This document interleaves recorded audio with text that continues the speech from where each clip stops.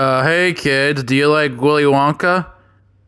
Yeah, I don't have an intro for this one, sorry. Willy Wonka, a cult classic film. Everyone loves Willy Wonka, am I right? The classic 1971 film. And let's not forget its 2006 remake. Both classic films people have remembered over the past 2 decades.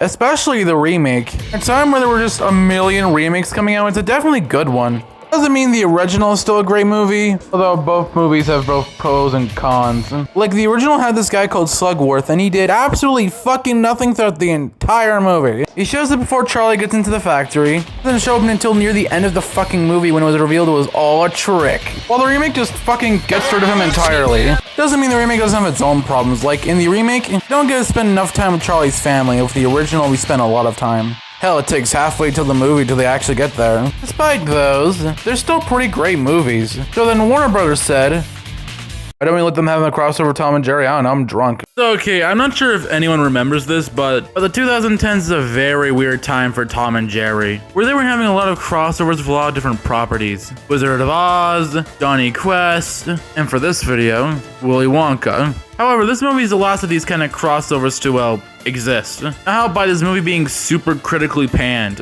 I mean, can you really blame this movie for being that negatively panned when it's just 2 things that just don't mix? It's because 2 different IPs are, well, very different from one another, doesn't automatically mean a bad crossover. But whatever, let's see if this film was really as bad as what people were saying. Was it, probably just mediocre? The movie starts off with, obviously, a title card, with it being kind of a shot-for-shot redoing. Where the movie actually starts is where, the classic slapstick with Tom and Jerry and, But after the funny slapstick, when the first songs from the movie starts. Who can take a sunrise, sprinkle it with dew. And also a bunch of, mouse traps. Yeah. Even recreate the scene where the girl's chin gets hit by the table. Not really. Okay, might as well mention the first problem, that's being the slapstick. It's not bad, it's actually the best part about the film. It's when it's in musical numbers. You know what I'll mean later. Then we get to Charlie, not sure why I didn't mention him earlier, stop Tom and Jerry from fighting. Hey! Are you okay? Sorry, but I had to do that. Stop fighting!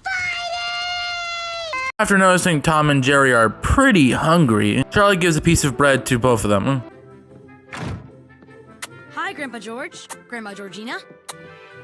Hi, Grandma Josephine. Grandpa Joe. Not points knocking down the film or anything, but I've always wondered, how uncomfortable is that bed? Just saying. I mean, 2 people sleeping from 2 different sides, don't know. Anyways, Tom and Jerry try to repay Charlie by trying to get him a Wonka bar. But because the citizens hate the poor, they all decided to just fuck off. Then they put their brains together and said, why don't we just fucking steal one? But then Tom pulls a bot from an Nam and Sandy season 3 and gets super long legs. This joke will be funnier once I talk about Nam and Sandy one day. And they try to steal chocolate without the dog, who I forgot his name, tries not to notice.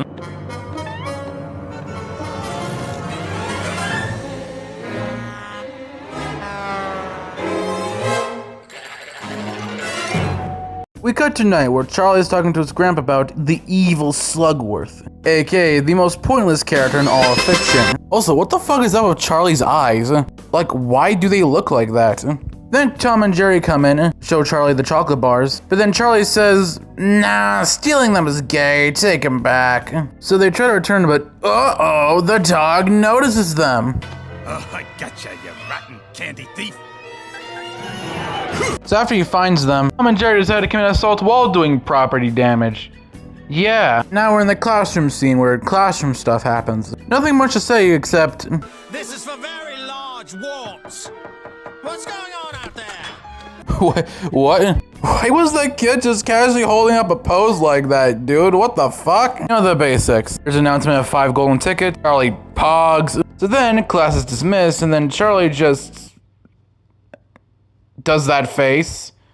What the fuck is that? I guess might as well is a good time to mention it. As all of the pog face and the Charlie eyes, this movie is infamous for its fucking terrible facial expressions. I mean, good example is Veronica. I mean, look at that fucking face. Get away from me. I think you know the drill by now. The 4 kids find the tickets, and the 5th one is given to Droopy.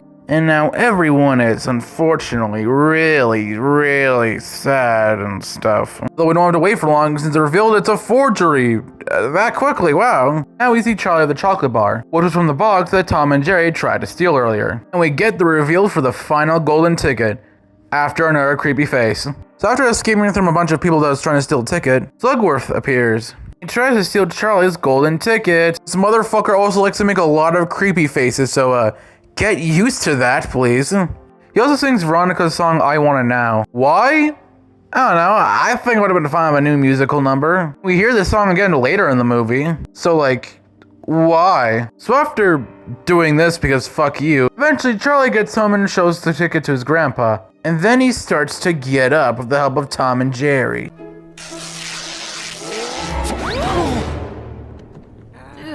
Are you okay, Grandpa? Oh, yeah, I'm fine, Charlie. I'm fine. Look at me. I never thought I love after finally getting up properly, he just immediately bursts into song. So while Charlie and his grandpa are singing about a song about healing, Tom and Jerry just fight. It does tell what my biggest problem with the movie is. It's not the fact that they're slapstick, just the fact it's out of place for the song. These slower paced songs don't need these fucking slapstick bits. It's distracting, and does back up why this crossover just doesn't work. I know what I said earlier, but judging by how the movie is, yeah, I know it's not good. Cut to the next day and Wonka is making his entrance, while everyone looks straight up pissed to see a guy on a cane. Ableist much? Oh yeah, Grandpa Joe also lost his ticket. Tom and Jerry are trying to get it from this bird, and I forgot to mention that. But they do eventually get the golden ticket, and give it to Grandpa Joe. Eventually, we do see Slugworth in this movie. I will admit, there is a change here I kind of do like. They actually give Slugworth more than like 2 scenes. Honestly, take it than the nothing he did throughout the entirety of the original. And then this chocolate factory will have a new owner.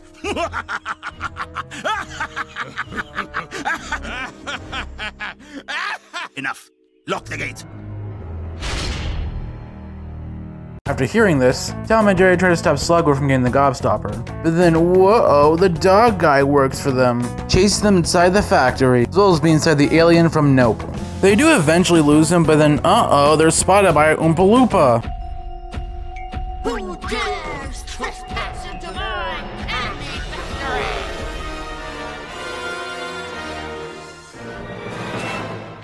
Don't you know it's dangerous down here? Dude, what the hell was that voice? Or this Tuffy sends him through a little tunnel, where it's kind of a nod to the original Willy Wonka's weird little tunnel. Not as cool as it was in there, though. He do get sent to the place where all sweets happen. I forgot the name of the place. It's also where the iconic song plays and... Anyways, after a bunch of wacky slapstick, we get this, for some reason, really beautiful shot in the movie. It kinda did not need to go hard with the lighting, though. You know the drill, a goose decides to be a dumbass and falls into the river. Also falls into the river. You also have an Oompa Loompa song where this happens. Why did the movie turn into a lyric video?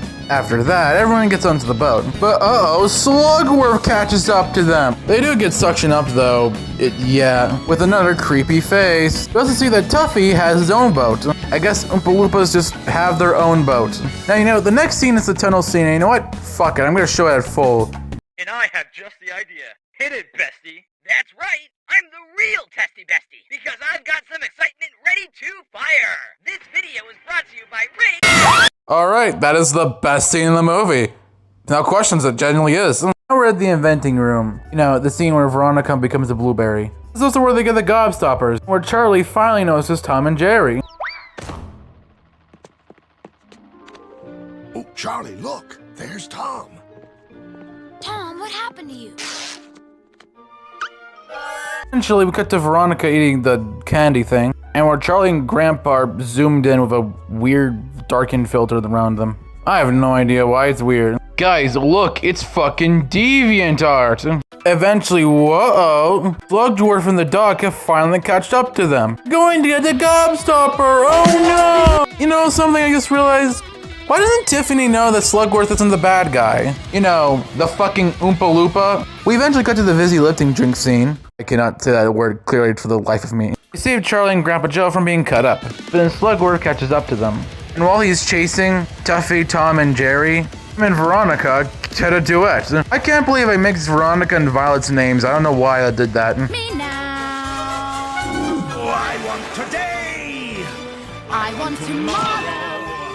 I want to wear them, I really fight them, and I don't want to share them.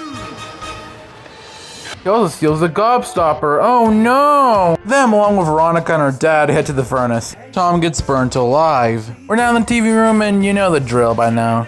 Then Tuffy, Tom, and Jerry come down to tell the bad news. They find Slugworth on the cameras and transport him and the dog guy to the TV.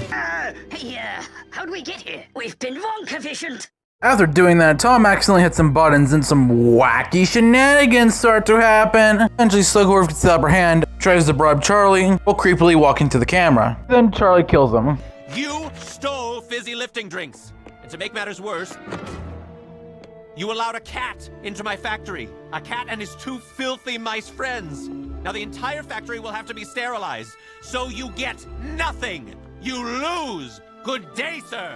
He sounds so bored comparing to Wonka in the original. You get nothing. You lose. Good day, sir. Also, 2 little mouse friends. Does that mean Tuffy just doesn't actually work here? Probably thinking too deep for this, but hey. And you know the drill, you know the drill, you know the fucking drill. Charlie gives Wonka the gobstopper. Honestly though, he should have kept it though. I mean, he did just save the factory from Slugworth. But then anyways, it was a test. Slugworth reveals he's part of Wonka. And the dog is like, I got diced for nothing. Oh no, my boy. My master plan was to help Wonka find an heir. I was concerned that you and Tom and Jerry would interfere with that plan. So I had to try and stop you. Who knew? I mean, yeah, it was a bit convoluted, sure. I mean, at least he did something compared to his original counterpart. Tom shrinks them down. Okay, admittedly, he was kind of being a bit of a dick about it. Tom and Jerry fart bubbles. And the movie finally ends with this shot. You know what happened to the boy who suddenly got everything he ever wanted? What? He lived happily ever after.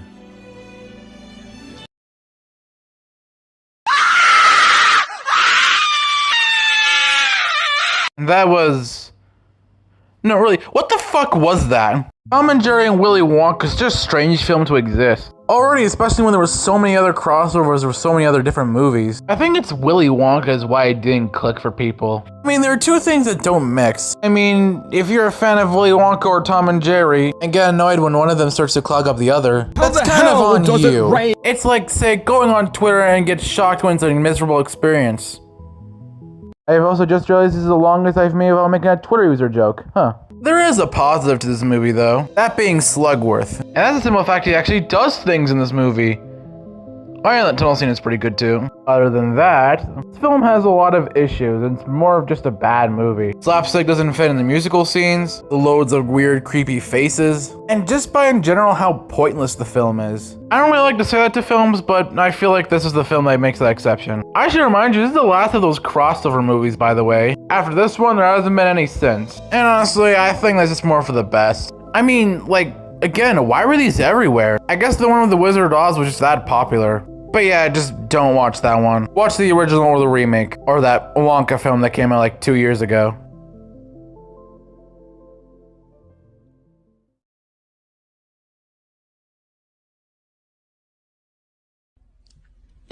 Hey. It's free real estate.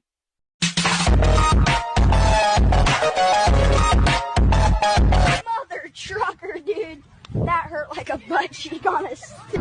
When your mom makes you do your homework instead of like you're supposed to be doing. You guys won't believe this. My dog just gave me AIDS.